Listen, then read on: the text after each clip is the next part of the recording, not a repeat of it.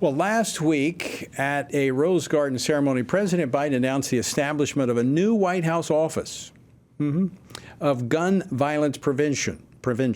Now, fresh off her run as border czar, Vice President Kamala Harris was tapped to take the helm of this new bureaucracy.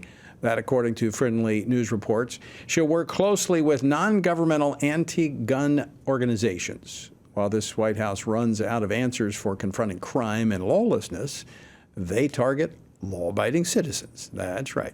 Joining me now to discuss this and more, Ken Blackwell, Special Advisor for Election Integrity at FRC Action. He previously served as mayor of Cincinnati, as well as Treasurer and Secretary of State of the Buckeye State, Ohio. Ken, welcome back to Washington Watch. Hey, Tony, good to be with you.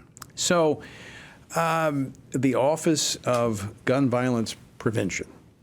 I mean, if she does anything like she did in the border, we don't have anything to worry about. But I have a feeling she's going to be more focused on taking guns away from law-abiding citizens than keeping lawbreakers from coming into the country. Just as this administration has attacked the First Amendment, it's getting ready to attack the Second Amendment. And Tony, you as a former police officer, you know this.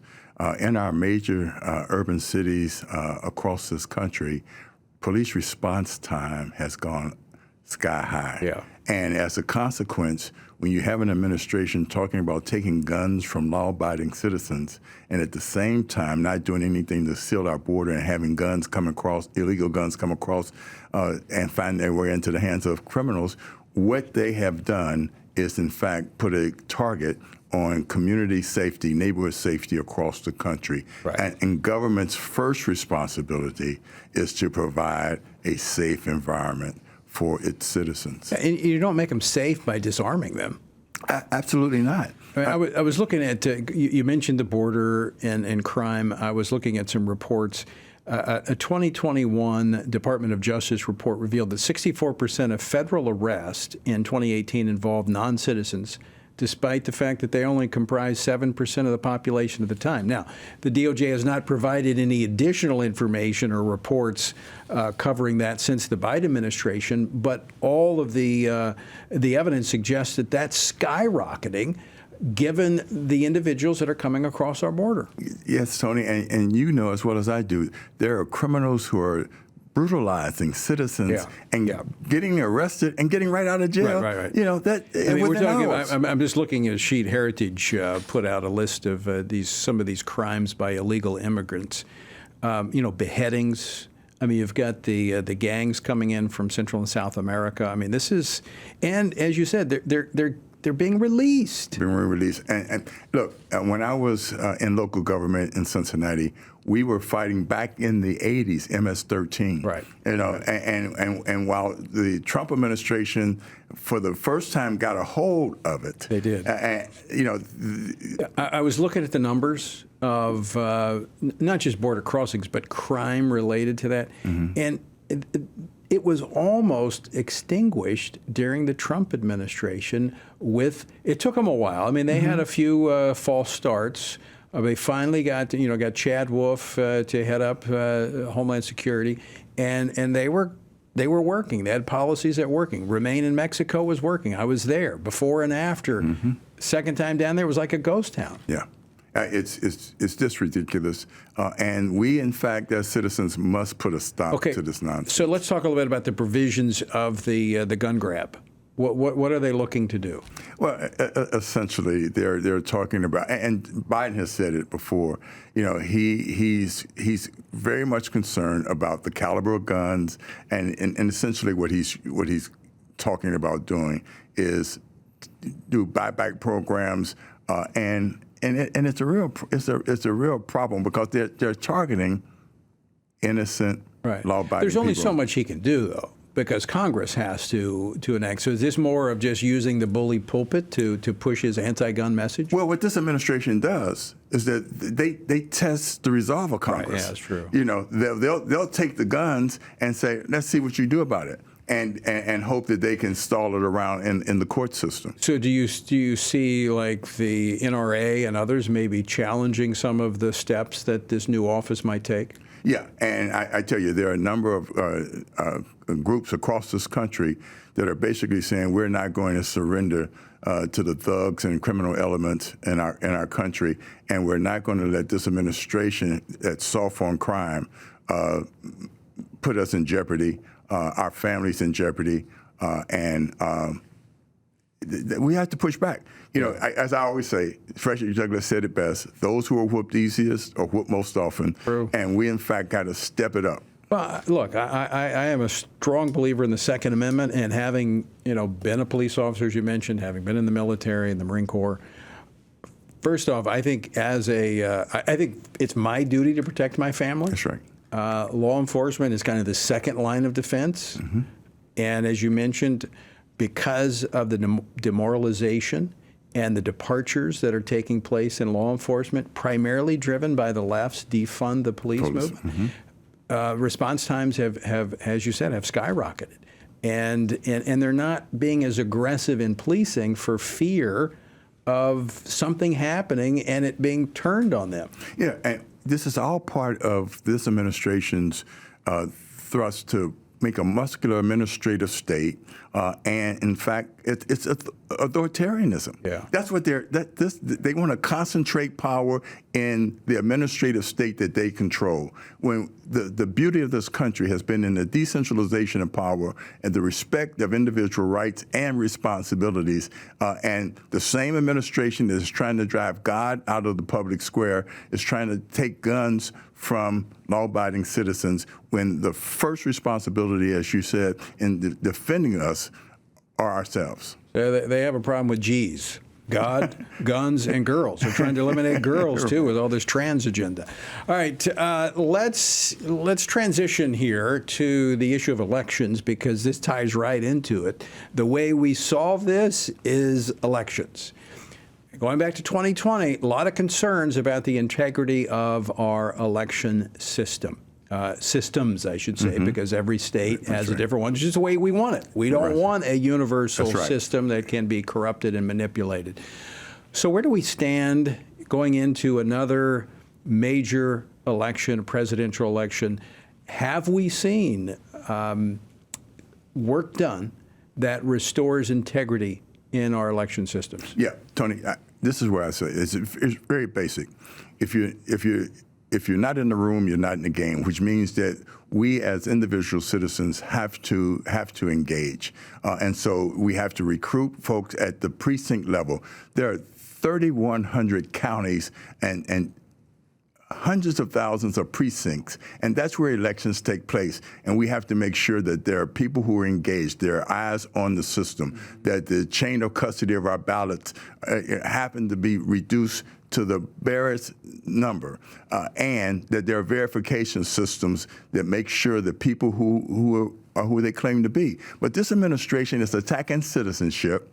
They, in fact, are creating, like in New York and Pennsylvania, automatic voter registration where, in fact, they take away the freedom of people to make a choice as to whether or not they want to be registered. Now, we encourage people to get registered, but one of the one of the problems with the automatic registration is if someone really doesn't want to vote, but it allows for someone to vote illegally for them. Oh, absolutely. And again, they are giving these illegals driver's license. Right. You know, there's really relaxed verification in some jurisdictions.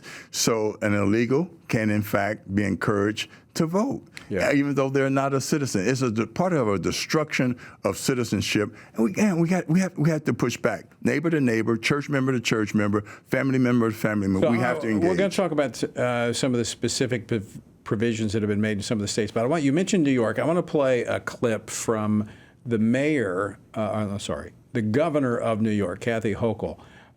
She signed a package to, what she said, strengthen democracy and protect voting rights. Clip number 10. 29 states have already passed over 100 voter suppression laws. They're not doing what we would do here in New York, which is expand and bring more people to the process and empower them. They're stripping away these rights. They're doing the exact opposite of what needs to happen.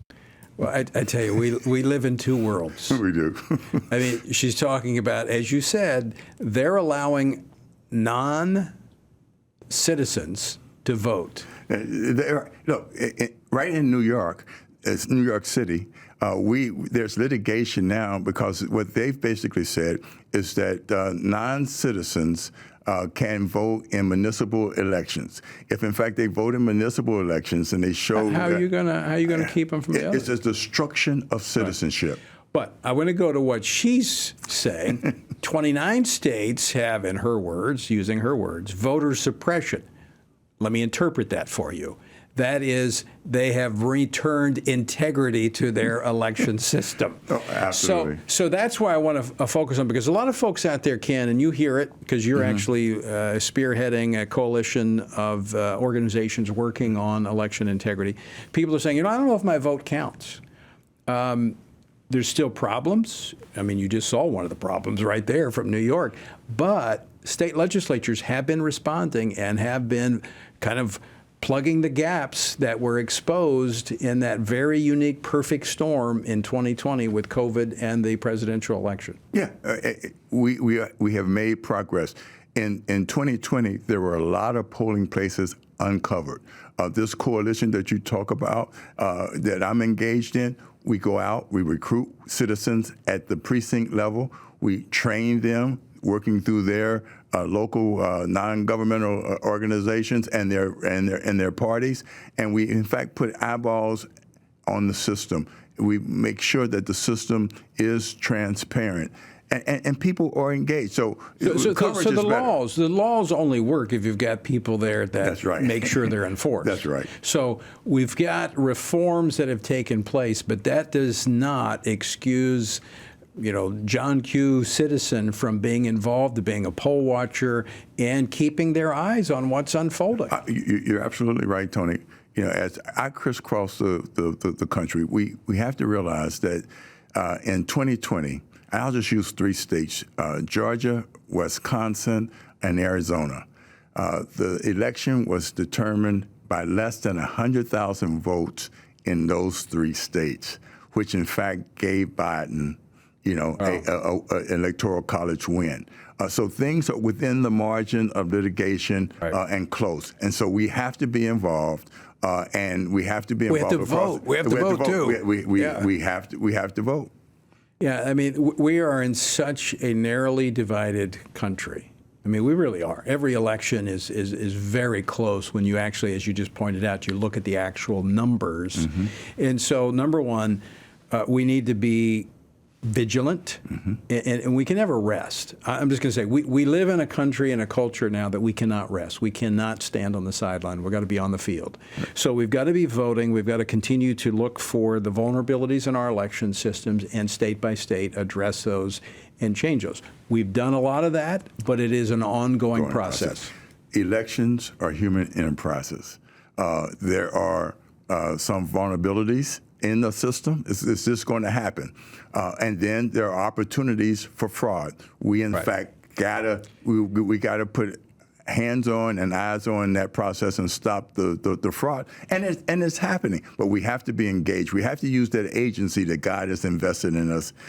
We're not subjects. Right. And as you and I talk about all the time, we are citizens, and part of citizenship responsibility is engage and utilizing your individual freedom. So, Ken Blackwell, let me ask you a question with this narrative that I think is being fueled by some out of legitimate concern about voter integrity, but are there others that are exploiting that concern as a means of voter suppression to try to keep conservatives from voting by making them think their vote doesn't matter? Yeah, absolutely. And I mean, it's coming 2 ways. One, they're overloading the system with illegals and opportunities for fraud, and they, in fact, have advanced narratives that depress and suppress. And so our responsibility is to, in fact, say, inspire hope and engagement. But it's to ignore those voices that are out there and do what we know is our duty to do as